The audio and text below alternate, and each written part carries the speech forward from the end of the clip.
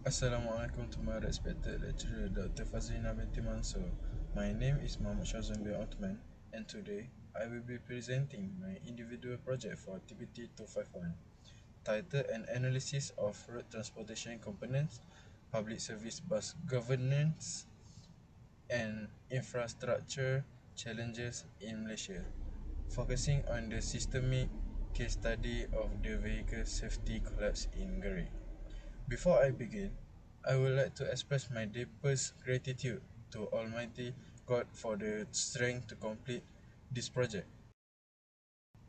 I also want to say a huge thank you to Dr. Fazlina binti Mansur for her invaluable guidance and support throughout this course. Lastly, thanks to my family, especially my mother and my classmate at UiTM Raud for their constant support.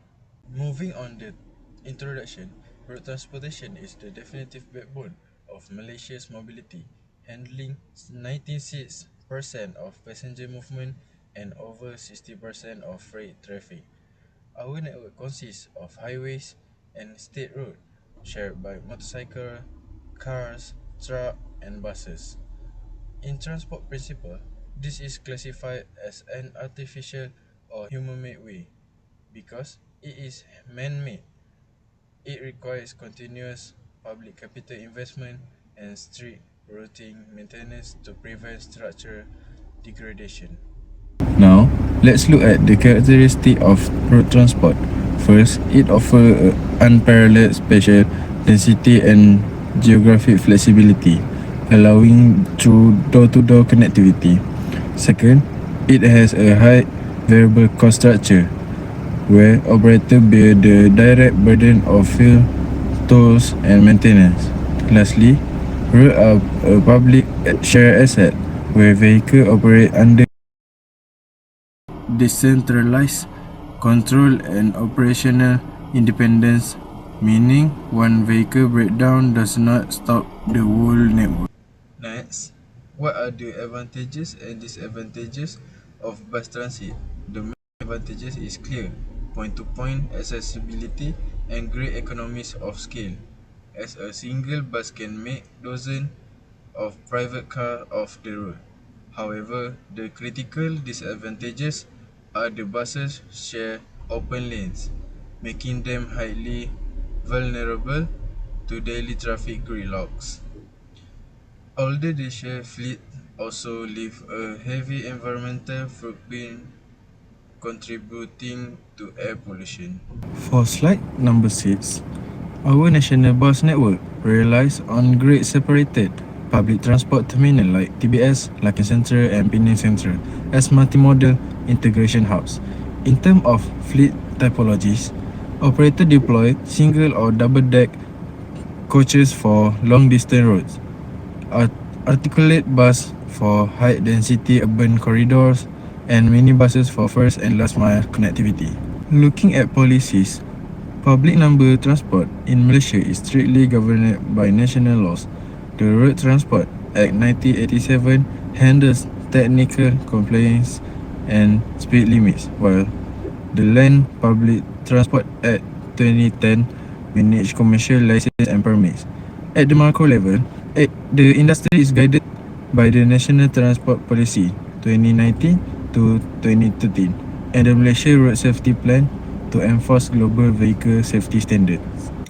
We also face major issue in this sector. First is the high frequency of fatal road accidents caused by driver negligences and poor maintenance, which lead to damaged road and high repair costs. Second, chronic traffic gridlock in major cities cause several fuel wasted. Since the transport sector account for 36% of Malaysia's energy consumption, this heavy reliance on fossil fuels conflict with our national green sustainability goals. Who are the stakeholders?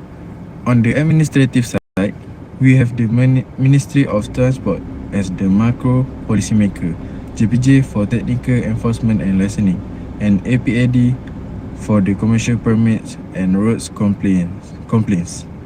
On the operational side, we have the transport operator who are responsible for vehicle maintenance and the consumer, including students and commuting passengers who use this service. To connect all these elements, I analyzed the tragic OPSI bus crash at kilometer 53 of the East-West Highway near Gary, which killed 50 students.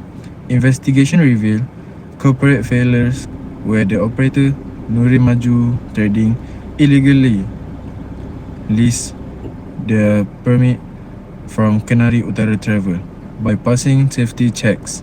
This allowed a driver with an expired license since 1998 and over 30 speeding summons to drive.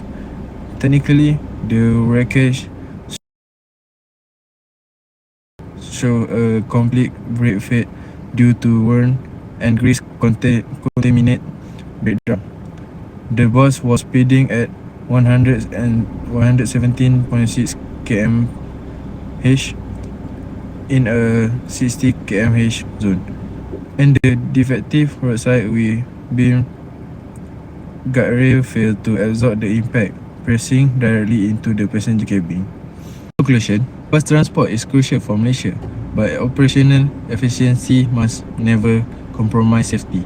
To prevent future tragedies, we must shift away from isolated enforcement toward an integrated safety ecosystem.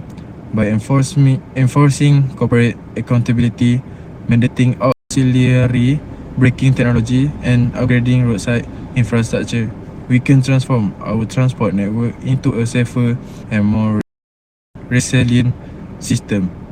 This is all from me. Thank you very much.